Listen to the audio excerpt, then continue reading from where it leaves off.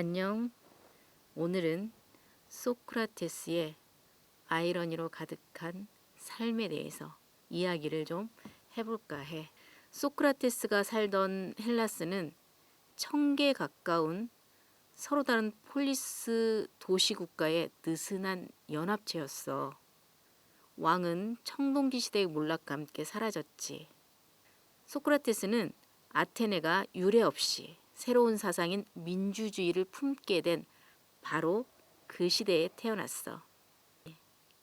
이때의 사람들은 한 사람의 군사 지도자를 따르기보다는 함께 힘을 모아 폴리스를 지키는 것을 선택했어.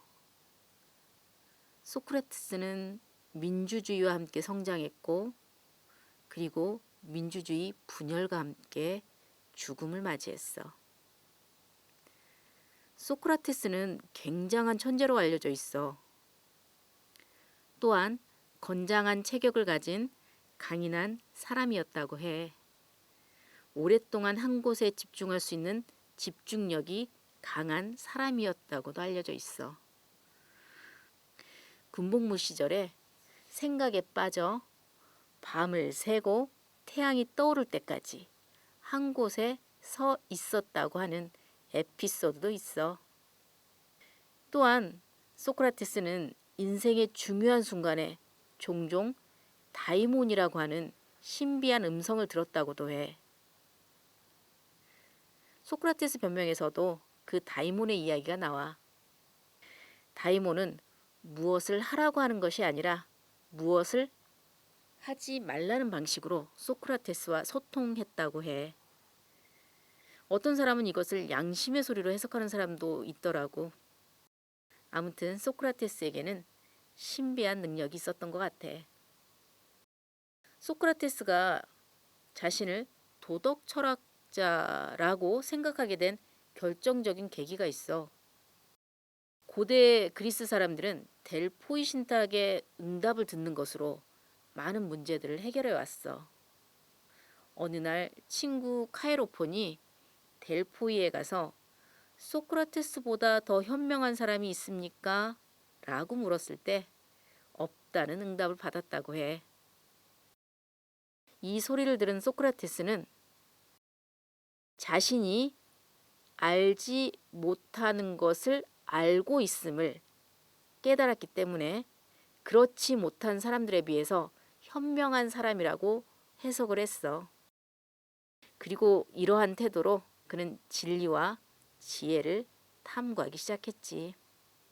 소크라테스는 지식의 체계를 확실히 하기 위해서 인간의 내부를 탐구했어.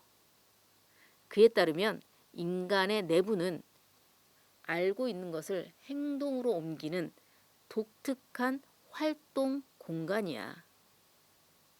이 활동을 푸시케, 즉 영혼이라는 개념으로 표현했어.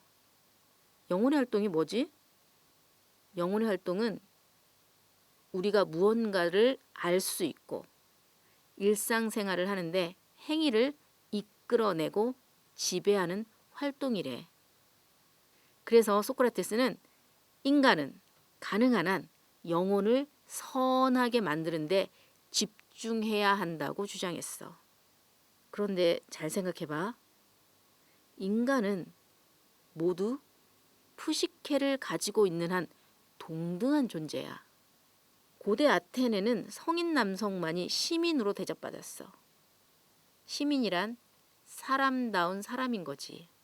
노예, 여자, 외국인들은 시민보다 못한 존재였고 심지어 인간 이하나 소유물 대접을 받기도 했어. 그런데 그들 모두에게는 푸시케가 있어. 푸시케가 있다는 것은 즉 모두 동등한 인간이라는 거지.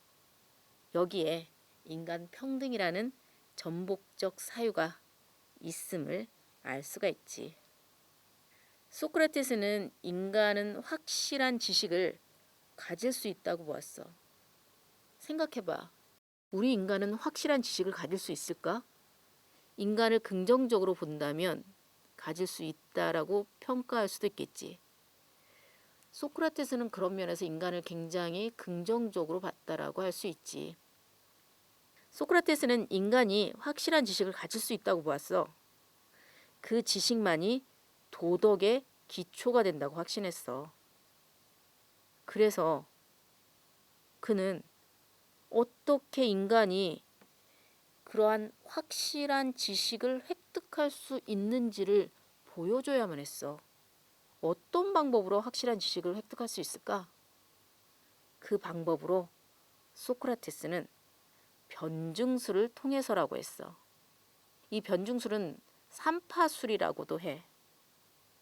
소크라테스는 대화를 통해서 모든 사람들이 자신의 생각을 분명하게 할 수 있고 최종 단계에 와서는 원래 의도했던 것을 명확하게 진술하게 된다고 믿었어. 그래서 어떤 사람이 불완전하고 그릇된 생각을 갖고 있을 때 그것을 점차적으로 교정해 줌으로써 그 자신이 스스로 진리를 끌어낼 수 있다고 본 것이지. 그러나 그 변증술이라는 것이 그렇게 만만한 기술은 아니었어. 우리는 심리적으로 소크라테스 편이잖아. 그럼에도 플라톤의 대화편을 읽다 보면 소크라테스의 그 대화법이 종종 불쾌감을 일으킬 때가 있어. 우리에게 지금 그러한 불쾌감을 일으키기도 하는데, 그러니 당대 사람들이 가지는 반감과 불편은 훨씬 현실감 있고 강하게 다가왔을 것 같아. 그러나 소크라테스는 숙고하지 않는 삶은 살만한 가치가 없다고 보았기에 변증술을 통해 대화를 통한 사유 과정을 이끌어내어 확실한 지식으로 인도하기를 원했어. 소크라테스 변명에는 이러한 소크라테스의 사유가 가득가득 담겨 있어. 그러고 보면 소크라테스의 인생도 참 아이러니의 연속인 것 같아.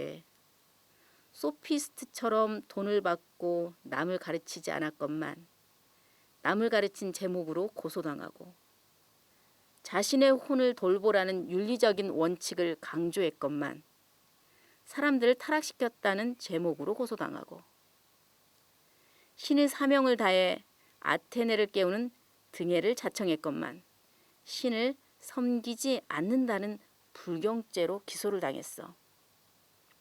소크라테스의 변명은 죽지만 죽지 않는, 살지만 살지 않는 마지막 아이러니가 작동하고 있는 것 같아. 오늘은 여기까지 할까?